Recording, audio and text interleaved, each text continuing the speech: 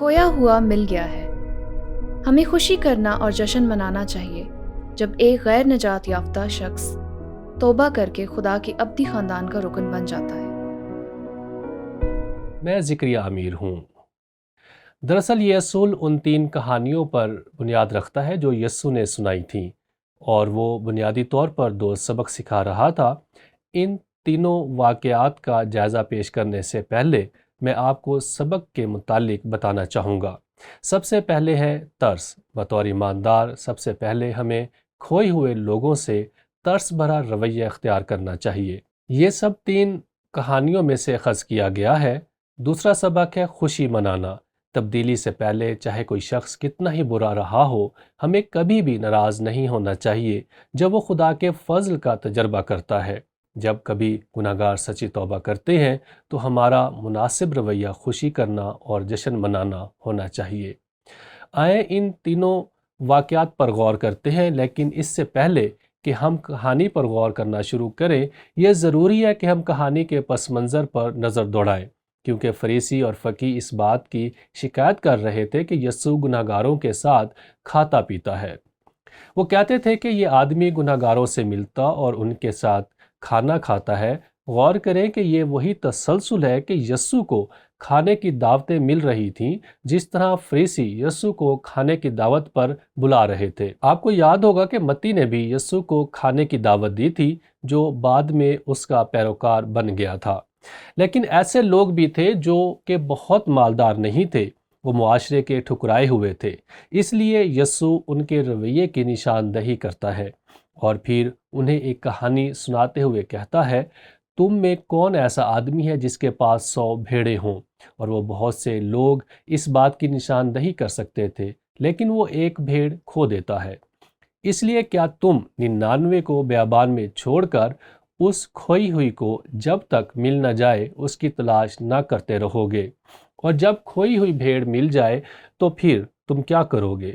تم خوشی مناؤ گے، اور تمہارے دوست اور پڑوسی اس کھوئی ہوئی بھیڑ کے مل جانے پر تمہارے ساتھ خوشی کریں گے۔ اور پھر یسوع یہ نکتہ پیش کرتا ہے۔ لوکا کی معرفت انجیل کے 15ویں باب کی 7ویں آیت کا اطلاق کچھ یوں ہے، میں تم سے کہتا ہوں کہ اسی طرح 99 راست بازوں کی نسبت جو توبہ کی حاجت نہیں رکھتے، ایک توبہ کرنے والے گناہگار کے باعث آسمان پر زیادہ خوشی ہوگی۔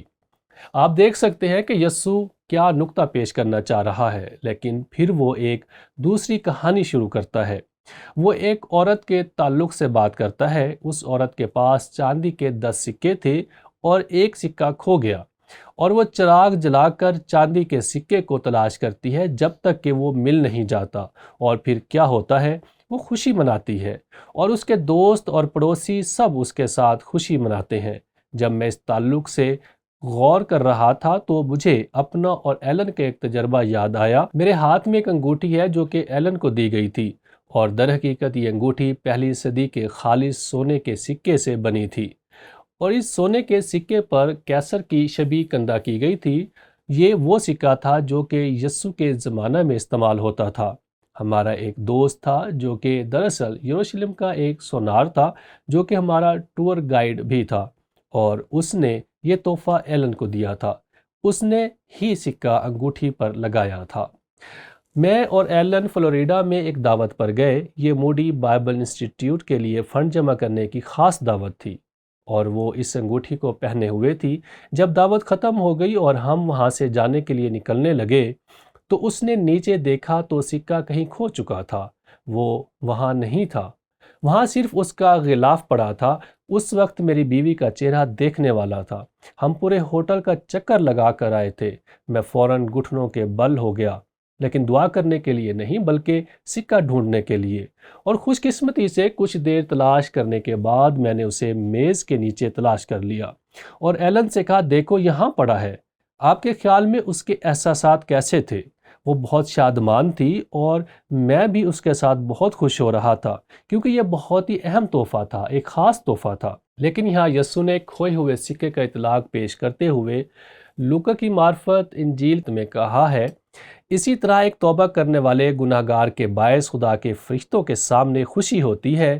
یسوع دوبارہ اس سے خاص نکتہ دہراتا ہے، وہی بات جو اس نے کھوئی ہوئی بھیڑ کے تعلق سے بتاتے ہوئے کہی تھی، لیکن پھر وہ کھوئے ہوئے بیٹے یعنی مصرف بیٹے کی ڈرامائی کہانی سناتا ہے۔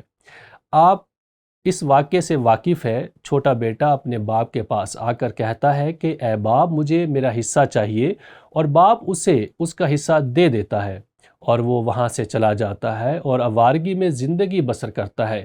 وہ اپنا مال کسبیوں اور عیش و عشرت میں اڑا دیتا ہے اور پھر قحط پڑ جاتا ہے، اور وہ سور چرانا شروع کر دیتا ہے اور وہی خوراک کھانے کی آرزو کرتا ہے جو سور کھاتے تھے، لیکن سور کے مالک اسے وہ خوراک بھی کھانے کو نہیں دیتے تھے۔ پھر اس نے سوچا یہ پاگل پن ہے۔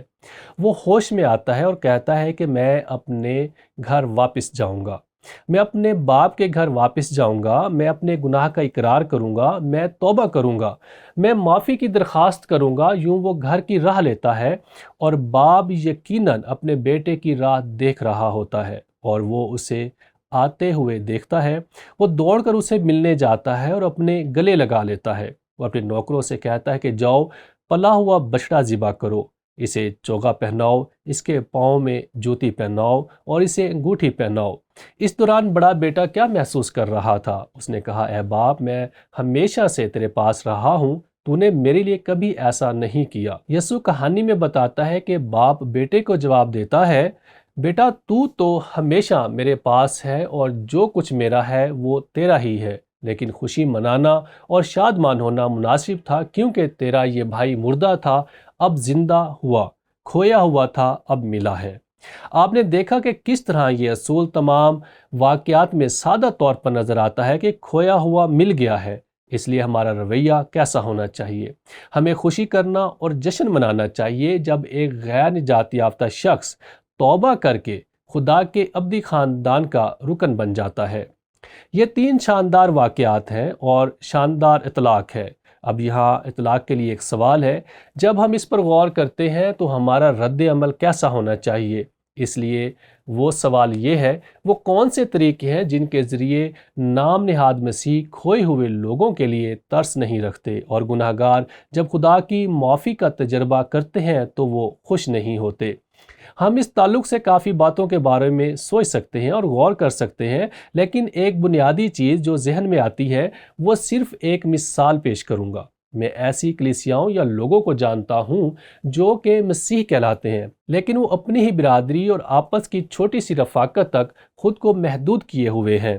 وہ نہیں چاہتے کہ ان کی زندگی میں کوئی خلل آئے، وہ نہیں چاہتے کہ باقی لوگ آ کر ان کے نظام کو خراب کرے، لیکن پھر کیا ہوتا ہے؟ وہ صرف اندر کی طرف بڑھتے ہیں۔ یہ یروشلم کی کلیسیا سے بالکل مختلف ہے، جو کہ بہت تیزی سے بڑھ رہی تھی، اور لکھا ہے کہ وہ رسولوں سے تعلیم پاتے رہے، وہ آپس میں رفاقت رکھتے رہے، وہ رفاقت رکھنے اور مل کر دعا کرنے میں مصروف تھے، وہ ایک ساتھ کھاتے پیتے اور خدا کی عبادت کرتے تھے، وہ اپنے مال میں ایک دوسرے کو شریک کرتے تھے اور ایک دوسرے کا خیال رکھتے تھے اور خداوند کی عبادت کرتے، لیکن اس سے بڑھ کر وہ خدا کے کلام میں بڑھتے جا رہے تھے۔ وہ ایک دوسرے کے ساتھ اور خدا کے ساتھ شاندار رفاقت میں تھے، اور وہ سب لوگوں کو عزیز تھے۔ لکھا ہے جو نجات پاتے تھے ان کو خداوند ہر روز ان میں ملا دیتا تھا۔ آئیں اس بات کو ممکن بنائیں کہ ہماری آپس کی شاندار رفاقت ہمیں دوسرے لوگوں کے لیے ترس سے خالی نہ رکھے، جن کو ہمارے ساتھ رفاقت میں شامل ہونے کی ضرورت ہے، تاکہ وہ یسوع مسیح کو جان لیں۔ اس لیے میں اس اصول کو ایک مرتبہ پھر دہراؤں گا۔ ہمیں خوشی کرنا اور جشن منانا چاہیے جب ایک غیر نجات یافتہ شخص توبہ کر کے خدا کے ابدی خاندان کا رکن بن جاتا ہے۔